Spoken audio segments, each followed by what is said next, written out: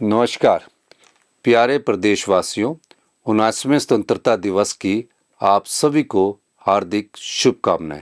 इस पावन अवसर पर हम सबसे पहले उन महानायकों और वीर सपूतों को भावभीनी श्रद्धांजलि अर्पित करते हैं जिन्होंने देश की आज़ादी, एकता और अखंडता के लिए सर्वोच्च बलिदान दिया। यह हमारे लिए बहुत गर्व की बात है कि देश की आन बान और शान बनाए रखने के लिए हमारे प्रदेश के वीर जवानों ने हमेशा प्रमुख भूमिका निभाई है। अपने कर्तव्य को निभाते हुए उन्होंने बलिदान और शौर्य की अमर गाथाएं लिखी है।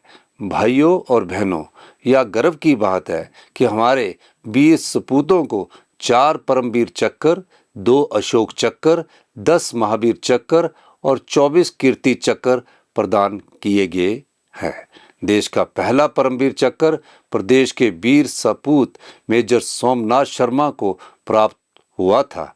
इसके बाद colonel DS Thapa, captain Vikram Batra तथा सूबेदार मेजर संजय कुमार को भी परमवीर चक्र से सम्मानित किया गया।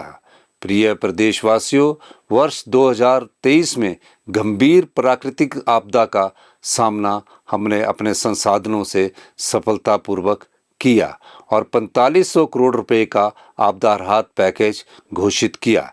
इस साल भी मूसलाधार बारिश, विनाशकारी बाढ़ और बादल फटने की घटनाओं से हमें जान माल का भारी नुकसान उठाना पड़ रहा है। इस आपदा से मंडी जिला सबसे ज़्यादा प्रभावित हुआ है। हमने 222 से ज़्यादा बहुमूल्य जानों को गंवाया है और संपत्ति को लगभग 2000 करोड़ रुपए से ज़्यादा का नुकसान पहुंचा है। आपदा बहुत बड़ी है, लेकिन प्रदेश सरकार संकट की इस घड़ी में प्रभावित लोगों के साथ कंधे से कंधा मिलाकर खड़ी है। हमने आपदा के तुरंत बाद युद्ध स्तर पर राहत और पुनर्वास के कार्य शुरू किए हैं। वर्ष 2023 की तरह इस बार भी आपदा प्रभावितों को राहत पहुंचाने के लिए विशेष राहत पैकेज प्रदान किया गया है। इस पैकेज में मुआवजा और राहत राशि को 25 गुना तक बढ़ाया गया है। विशेष राहत पैकेज के अंतर्गत पूर्ण रूप से क्षतिग्रस्त मकान के लिए दी जाने वाली 1,30,000 रुपये की सहायता राशि को बढ़ाकर 7 लाख रुपया और आंशिक क्षति पर 12,500 रुपये की राशि को बढ़ाकर 1 लाख रुपया किया गया है। क्षतिग्रस्त दुकानों अथवा ढाबों के लिए 10,000 रुपये की राशि को बढ़ाकर 1 लाख रुपया किया गया है। गौशाला की क्षति पर अब 10,000 के स्थान पर 50,000 रुपया और किराएदार को सामान की हानि पर 50,000 रुपया तथा मकान मालिक को 70,000 रुपये की सहायता दी जाएगी। बड़े दुधारू पशुओं की हानि पर अब 37,500 रुपये के बजाय 55,000 रुपया प्रति पशु की दर से मुआवजा मिलेगा। बकरी, सूअर, भेड़ व मेमने के नुकसान पर दी जाने वाली राशि 4,000 से बढ़ाकर 9,000 रुपया प्रति पशु की गई है। पूरी तरह क्षतिग्रस्त पॉली हाउस के लिए 25,000 रुपया और मकान से गाद हटाने के लिए 50,000 रुपये की सहायता दी जाएगी। कृषि व बागवानी भूमि के नुकसान पर मुआवजा 3,900 रुपये प्रति बीघा से बढ़ाकर 10,000 प्रति बीघा तथा फसल नुकसान पर मुआवजा 500 रुपये से बढ़ाकर 3,000 प्रति बीघा किया गया है।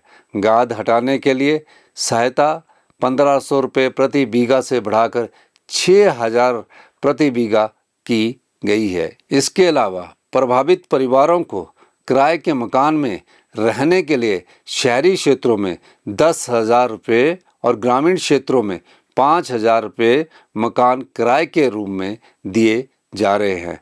भाइयों और बहनों, हमारी सरकार को राजनीतिक, आर्थिक और प्राकृतिक आपदा की गंभीर चुनौतियों से गुजरना पड़ा है। इसके बावजूद प्रदेश को समृद्धि और आत्मनिर्भरता की राह पर तेजी से आगे ले जाने के लिए हमने प्रयास किए हैं, जिनके सकारात्मक परिणाम सामने आ रहे हैं। मैं प्रदेशवासियों का आभार व्यक्त करना चाहूँगा कि आपने हमारी सरकार पर भरपूर भरोसा और सहयोग बनाए रखा है तथा धनबल की जगह जनबल की जीत सुनिश्चित बनाई। प्रिय प्रदेशवासियों, हिमाचल के विकास और खुशहाली के लिए हमारी सरकार ने ग्रामीण अर्थव्यवस्था को मजबूत करने की दिशा में ऐतिहासिक निर्णय लिए हैं। हिमाचल प्रदेश देश का पहला राज्य बना है जिसने प्राकृतिक खेती से उगाई गई फसलों पर न्यूनतम समर्थन मूल्य दिया है। मक्की खरीद पर 40 रुपये प्रति किलोग्राम का समर्थन मूल्य दिया जा रहा है। 10 जिलों के 1509 किसानों से लगभग 399 मीट्रिक टन मक्की एमएसपी पर खरीदी जा चुकी है और उनके बैंक खातों में 1,40,00,000 रुपये जमा करवाए गए हैं। इसी प्रकार गेहूं की खरीद भी 60 रुपये प्रति किलोग्राम की दर से पूरे राज्य में जारी है। अब तक 838 किसानों से 2123 क्विंटल गेहूं की खरीद की जा चुकी है, जिसके एवज में उनके बैंक खातों में 1,27,00,000 रुपया जमा करवाए गए हैं। इसके अलावा गेहूं के लिए परिवहन भाड़े पर सरकार ने 4,15,000 रुपये की सब्सिडी दी है। हमने प्राकृतिक खेती से उगाई गई कच्ची हल्दी के लिए 90 रुपये प्रति किलोग्राम एमएसपी घोषित किया है। प्रदेश के 6 जिलों के किसानों से 127 मीट्रिक टन कच्ची हल्दी खरीदी गई है और उनके बैंक खातों में 1,14,00,000 रुपये जमा कर दिए गए हैं। भाइयों और बहनों, प्रदेश सरकार ने चंबा जिले के पांगी उपमंडल को प्रदेश का पहला प्राकृतिक कृषि उपमंडल घोषित किया है। सरकार घाटी के किसानों से अगले महीने से 60 रुपये प्रति किलो की दर से जौ की खरीद शुरू करने जा रही है। प्राकृतिक खेती से जुड़े 3,06,000 किसानों को ट्रेनिंग दी जा चुकी है। हमारी सरकार ने हमीरपुर जिला में स्पाइस पार्क विकसित करने का भी निर्णय लिया है, जिससे प्रदेश के पारंपरिक मसालों को अंतर्राष्ट्रीय बाजार में नई पहचान मिलेगी। प्रदेश में कुल सब्जी उत्पादन का 20% हिस्सा आलू का है, जिसे देखते हुए सरकार ने ऊना जिला में 500 किलोग्राम प्रति घंटे की क्षमता वाले पोटैटो प्रोसेसिंग प्लांट स्थापित करने का फैसला लिया है। प्रदेश सरकार किसानों के हित में कृषि ऋण ब्याज योजना भी लेकर आई है। हमने प्रयास किया है कि जिस क्षेत्र में जो उत्पाद अधिक तैयार किए जा रहे हैं वहाँ के किसानों को अधिक से अधिक लाभ प्रदान किया जा सके। प्रिय प्रदेशवासियों, हमने दूध उत्पादन के क्षेत्र में भी क्रांतिकारी सुधार किए हैं। हिमाचल देश का पहला राज्य है जिसने दूध पर एमएसपी लागू किया है। वर्तमान में लगभग 38,400 किसानों से प्रतिदिन औसतन 2,26,000 लीटर गाय का दूध 51 रुपये प्रति लीटर की दर से खरीदा जा रहा है। इसी प्रकार 1,482 भैंस पालकों से प्रतिदिन 7,800 लीटर दूध 61 रुपये प्रति लीटर की दर से खरीदा जा रहा है। दुग्ध सहकारी समितियों को प्रोत्साहन देने के लिए परिवहन सब्सिडी 1.5 रुपये से बढ़ाकर 3 रुपये प्रति लीटर की गई है। प्रदेश सरकार अत्याधुनिक तकनीक से युक्त नए मिल्क प्रोसेसिंग प्लांट की स्थापना कर रही है। कांगड़ा जिला के ढगवार में 201 करोड़ रुपए की लागत से 1.5 से 3 लाख लीटर प्रतिदिन तक की क्षमता वाला state of the art milk processing plant स्थापित किया जा रहा है, जिससे 4 जिलों के 35,000 से अधिक दूध उत्पादकों को प्रत्यक्ष लाभ मिलेगा। इसी प्रकार प्रदेश के अन्य स्थानों पर भी मिल्क प्रोसेसिंग प्लांट का विस्तार और निर्माण कार्य जारी है। पारदर्शिता लाने के लिए किसानों को दूध की क्वालिटी, क्वांटिटी और पेमेंट की जानकारी मोबाइल पर उपलब्ध करवाने के प्रयास जारी है। पशुपालकों से 300 रुपये प्रति क्विंटल की दर से ऑर्गेनिक खाद और केंचुआ खाद खरीदने का कार्य शुरू कर हमने अपना एक और वादा पूरा किया है। भाइयों और बहनों, बागवानों के हित में कई बड़े फैसले लिए गए हैं। पिछले सेब सीजन से यूनिवर्सल कार्टन का उपयोग जरूरी बनाने की ऐतिहासिक पहल से राज्य के बागवानों को अपनी फसल के बेहतर दाम मिलने शुरू हुए हैं। सेब, आम और नींबू प्रजाति के फसलों के स्पॉट प्राइस में वृद्धि की गई है। वर्ष 2025 के लिए सेब की खरीद 12 रुपये प्रति किलोग्राम की दर से की जाएगी। बी और सी ग्रेड के किन्नू, माल्टा और संतरे को 12 रुपये प्रति किलो, गलगल को 10 रुपये प्रति किलो और सिडलिंग, कलमी व कच्चा अचारी आम 12 रुपये प्रति किलो की दर से खरीदा जाएगा। 1292 करोड़ रुपए की HP शिवा परियोजना के अंतर्गत बिलासपुर, हमीरपुर, कांगड़ा, मंडी, सिरमौर, सोलन और ऊना के 28 विकास खंडों में 6000 हेक्टेयर क्षेत्रफल को बागवानी के अंतर्गत लाने का लक्ष्य रखा गया है। फॉरेस्ट मैनेजमेंट और नए फॉरेस्ट में लोगों की भागीदारी बढ़ाने के लिए 100 करोड़ रुपए लागत की राजीव गांधी वन संवर्धन योजना लागू की जा रही है। इससे महिला मंडलों और युवक मंडलों को शामिल किया जा रहा है। प्रिय प्रदेशवासियों, पिछले 2 वर्षों में हमने शिक्षा क्षेत्र में उल्लेखनीय प्रगति की है। राष्ट्रीय उपलब्धि सर्वेक्षण 2025 में प्रदेश देश के पहले 3 राज्यों में शामिल हुआ है, जबकि 2021 में हमारी रैंकिंग 21वें रैंक पर फिसल गई थी। इस साल जारी असर रिपोर्ट में हिमाचल के बच्चों का पढ़ने और सीखने का स्तर देश में सबसे बेहतर आंका गया है। पूर्व सरकार ने राजनीतिक लाभ के लिए चुनावी वर्ष के आखिरी 9 महीनों में बिना बजट और बिना प्लानिंग के 900 से ज़्यादा स्कूल और कॉलेज और हॉस्पिटल खोले। वर्तमान सरकार को 1000 से अधिक स्कूलों के युक्तिकरण का कड़ा फैसला लेना पड़ा, क्योंकि इनमें से अधिकतर स्कूलों में जीरो एनरोलमेंट हो गई या फिर पहली से 5वीं तक के कुल बच्चे 5 से भी कम रह गए थे। ऐसे स्कूलों को दूसरे स्कूलों के साथ जोड़कर क्लस्टर बनाए गए हैं। अध्यापकों की उपलब्धता सुनिश्चित होने से छात्रों को बेहतर शिक्षा मिल रही है और गैर जरूरी खर्चों में भी कटौती हुई है। सरकारी स्कूलों के विद्यार्थियों के शिक्षा स्तर में सुधार के लिए पहली कक्षा से अंग्रेजी माध्यम का विकल्प दिया गया है। प्रत्येक विधानसभा क्षेत्र में आधुनिक सुविधाओं वाला Rajiv Gandhi day boarding school चरणबद्ध तरीके से खोलने का कार्य प्रगति पर है। पहली से 8वीं कक्षा के 5,35,000 बच्चों के लिए मुख्यमंत्री बाल पौष्टिक आहार योजना की पहल की गई है।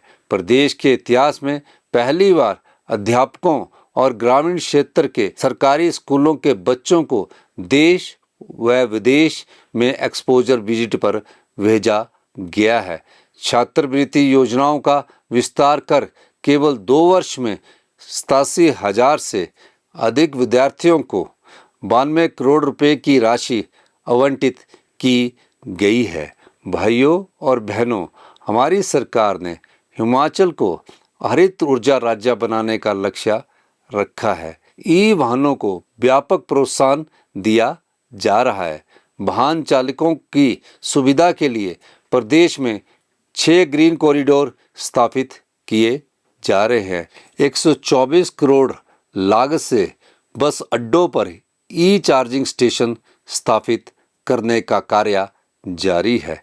327 इलेक्ट्रिकल बसें खरीदने के लिए टेंडर जारी कर दिए गए हैं। हमारी सरकार ने युवाओं के लिए 680 करोड़ रुपए की राजीव गांधी स्वरोजगार स्टार्टअप योजना शुरू की है। इसके 3 मुख्य अंग है। इसके एक हिस्से में ई टैक्सी खरीदने के लिए 50% उपदान का प्रावधान है। दूसरे हिस्से में निजी भूमि पर 50% उपदान पर 100 से 500 किलोवाट तक के सोलर पैनल लगाए जाएंगे। योजना के तीसरे हिस्से में किसानों को प्राकृतिक खेती से जोड़ा जा रहा है। ऊना जिला के पेखूवाला में 32 मेगावाट सौर ऊर्जा परियोजना मात्र 4 महीनों में जनता को समर्पित की गई है। इस परियोजना से सालाना 19 करोड़ 17 लाख रुपए के राजस्व लाभ का अनुमान है। भाइयों और बहनों, महिलाओं को आर्थिक सुरक्षा और सम्मान देने के लिए हमने 18 से 59 वर्ष की पात्र महिलाओं के लिए इंदिरा गांधी प्यारी बहना सुख सम्मान निधि योजना शुरू कर प्रति माह 1500 रुपये की सम्मान राशि देना आरंभ किया है। प्रदेश में कुल 2,96,279 महिलाओं को 1500 रुपये की सम्मान राशि प्रदान की जा रही है। 2,63,424 महिलाओं के लिए पूर्व में मिल रही पेंशन की राशि को बढ़ाकर 1500 रुपया किया गया है। महिला कल्याण के लिए चलाई जा रही विभिन्न योजनाओं के अंतर्गत मिलने वाली आर्थिक सहायता कई गुना बढ़ाई गई है।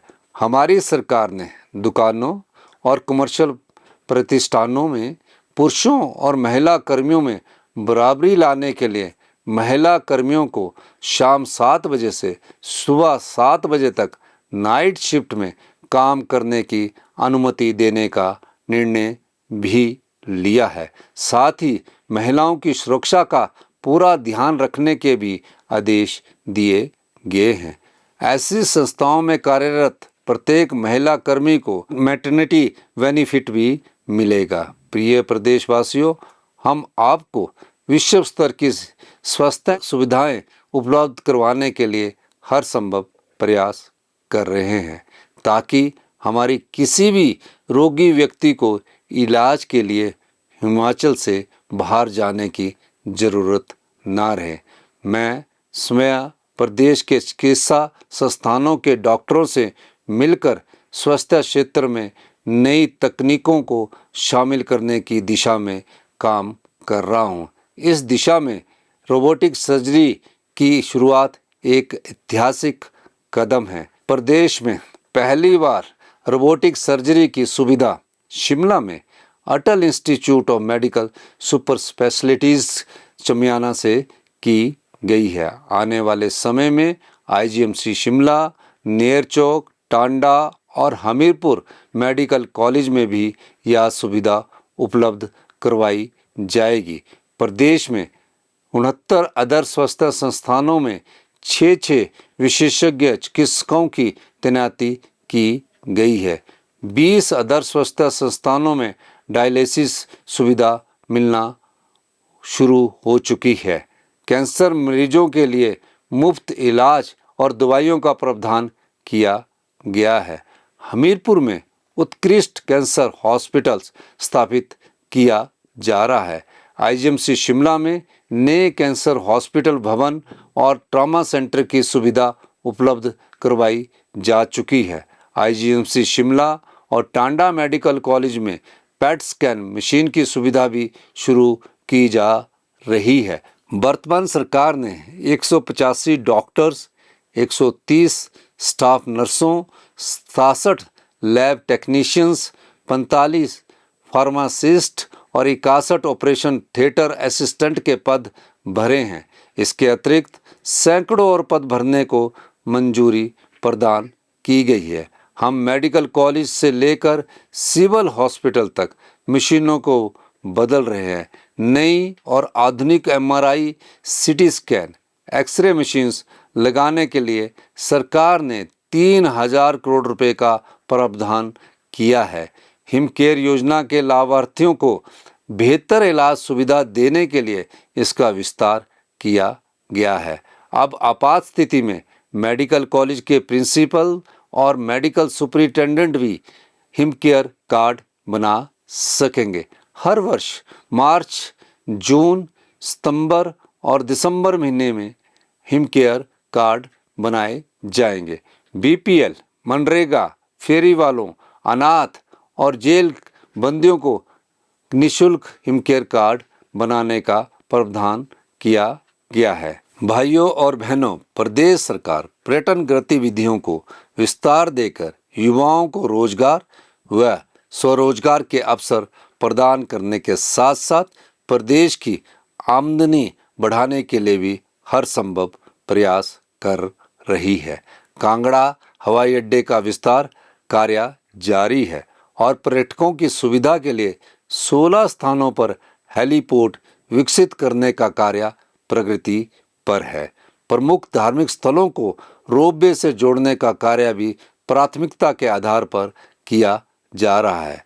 कांगड़ा जिला को प्रदेश की पर्यटन राजधानी के रूप में विकसित किया जा रहा है।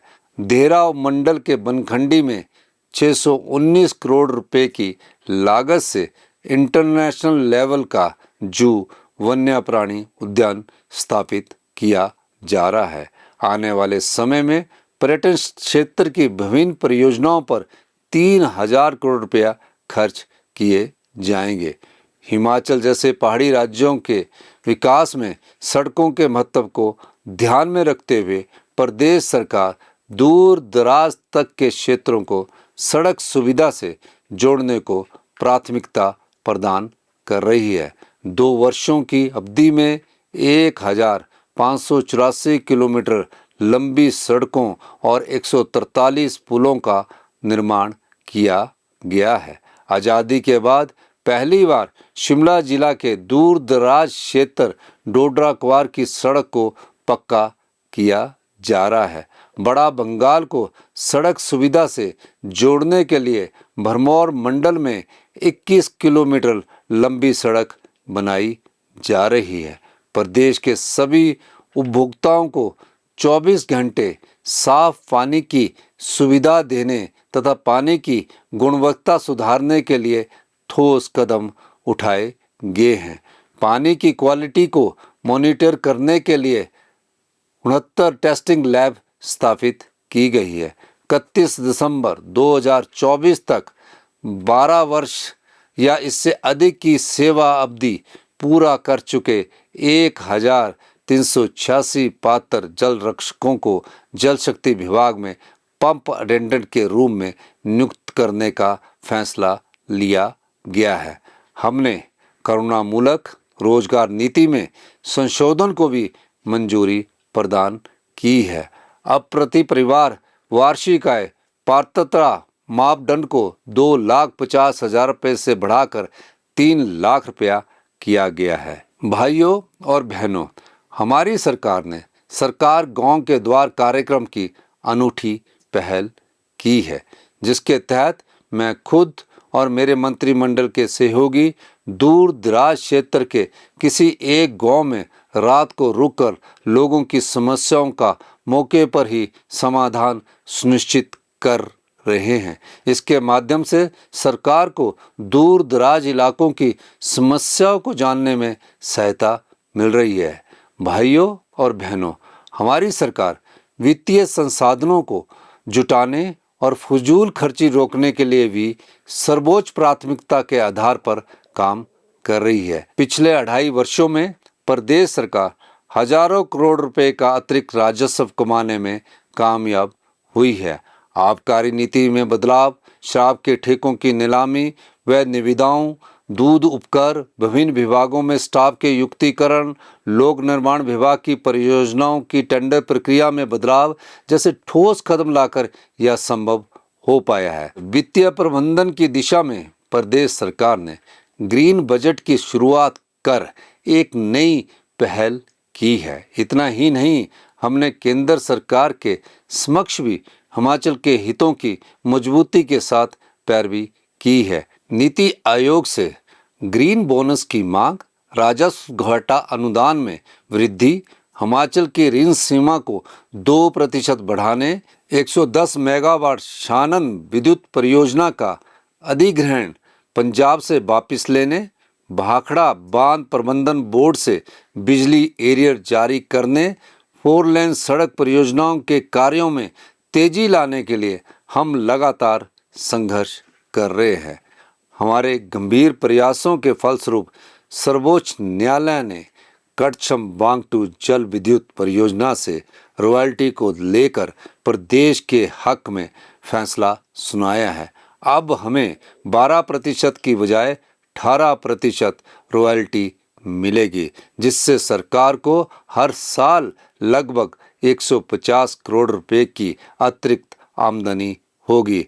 हमने वाइल्ड फ्लावर हॉल होटल का मामला भी जीता है। इससे प्रदेश को सालाना 20 करोड़ रुपए से अधिक आमदनी हो रही है। प्रिय प्रदेशवासियों, प्रदेश में पहली बार तहसील और उप तहसील स्तर पर विशेष इंतकाल अदालतों का आयोजन कर 3,99,860 से अधिक राजस्व मामलों का निपटारा किया गया है। प्रदेश सरकार की पहले जिम्मेदारी समाज के संवेदनशील वर्गों का संरक्षण और कल्याण सुनिश्चित करना है। मुख्यमंत्री सुख आश्रय योजना में 6,000 बच्चों को चिल्ड्रन ऑफ द स्टेट के रूप में अपनाया गया है। इन बच्चों की पढ़ाई जेब खर्च का जिम्मा प्रदेश सरकार उठा रही है। इन्हें स्टार्टअप शुरू करने के लिए 2 लाख रुपए की मदद दी जा रही है। इस प्रकार हम देश का पहला राज्य बने जिसने अनाथ व बेसहारा बच्चों और महिलाओं के लिए कानून बनाया है। कांग्रेस के चुनावी घोषणा पत्र की 6 गारंटियां पूरी की गई है। कांग्रेस सरकार ने अपना वादा पूरा करते हुए 1,36,000 एनपीएस कर्मचारियों को पुरानी पेंशन का लाभ प्रदान कर उनकी सामाजिक आर्थिक सुरक्षा सुनिश्चित की है। आर्थिक कठिनाइयों के बावजूद 42,000 से अधिक युवाओं को नौकरियां दी गई है।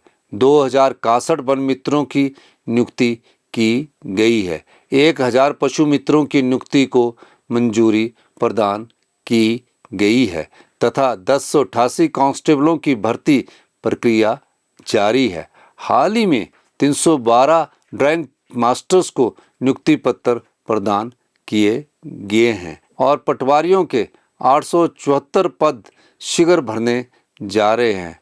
हमने अपने कार्यकाल के दौरान स्कूल प्रवक्ताओं के 650 पदों को भरा है।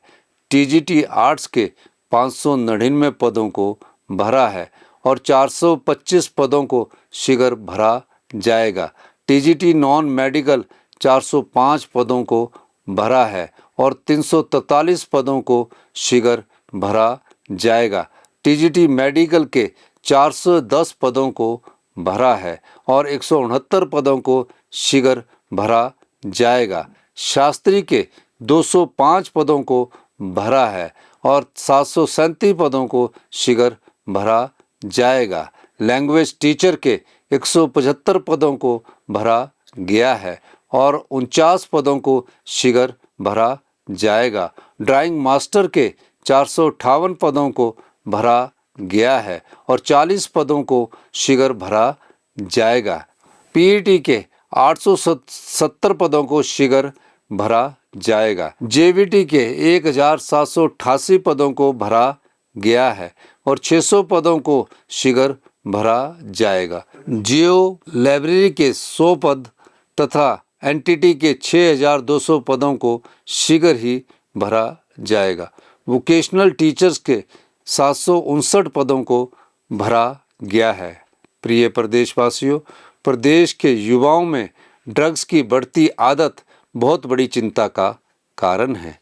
इस सामाजिक बुराई के कारण हम कई नौजवानों को खो चुके हैं और अभी भी काफ़ी संख्या में युवा इसकी चपेट में हैं। नशे के आदी व्यक्तियों के उपचार और पुनर्वास के लिए हमने विधानसभा में विधेयक पास किया है। इसके अलावा नशा तस्करों को मृत्युदंड, आजीवन कारावास और 10 लाख रुपए जुर्माने तथा अवैध संपत्ति की कुर्की के प्रावधान के लिए भी अलग विधेयक पारित किया गया है। प्रदेश के सभी जिलों में प्राथमिकता के आधार पर जिला नशा निवारण केंद्र स्थापित किए जा रहे हैं। सिरमौर जिला के कोटला बड़ोग में 100 बिस्तरों की क्षमता वाला उत्कृष्ट नशा मुक्ति केंद्र स्थापित किया जा रहा है। ड्रग्स के दुरुपयोग के बारे में जागरूकता बढ़ाने के लिए हम स्कूली पाठ्यक्रम में नया अध्याय शुरू करने जा रहे हैं। युवाओं को नशे से दूर रखने और उनकी ऊर्जा को सामाजिक गतिविधियों से जोड़ने के लिए सरकार खेल ढांचे को मजबूत बनाने पर विशेष ध्यान दे रही है। प्रदेश सरकार पूर्व सैनिकों और उनके आश्रितों के कल्याण के लिए प्रतिबद्ध है और उन्हें मिलने वाली अनुग्रह राशि में बड़े पैमाने पर वृद्धि की गई है।